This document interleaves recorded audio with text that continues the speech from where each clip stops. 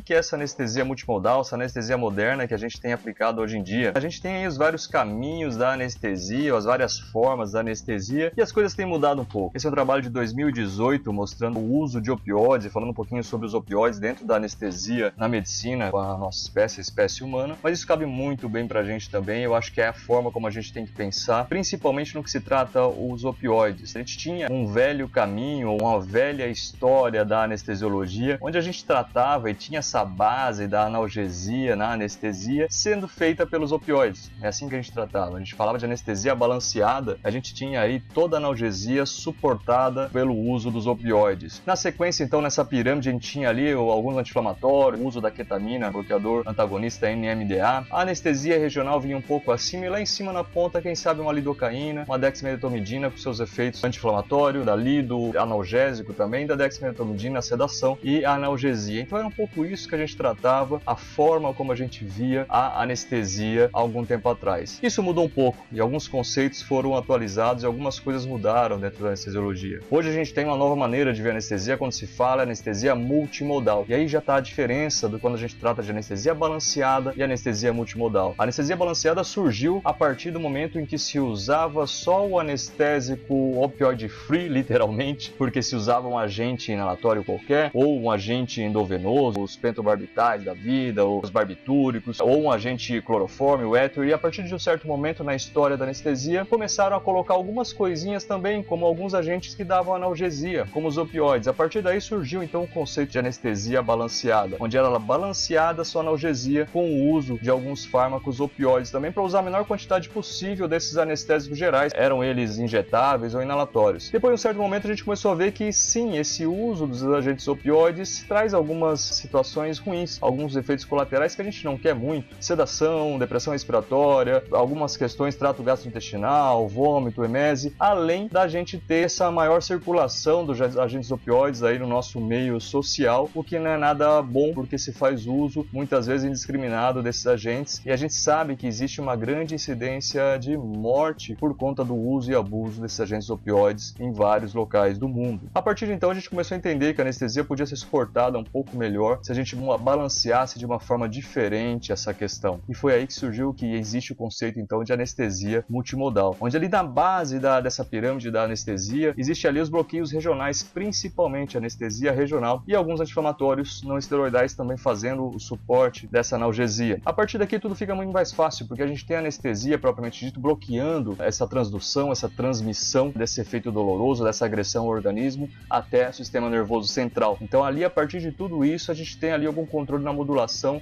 e o controle das consequências desse efeito danoso ao organismo, como por exemplo o uso da lidocaína e do magnésio com seu efeito anti-inflamatório, alguns efeitos que a gente vai ver sobre o magnésio, o uso da ketamina, da dexmedetomidina ali em cima, e o opioide está lá em cima como a cereja do bolo, para dar aquele complemento em toda essa analgesia desse nosso paciente. Dessa forma a gente reduz muito e praticamente a maioria dos efeitos indesejáveis que a gente teria com o uso dos opioides.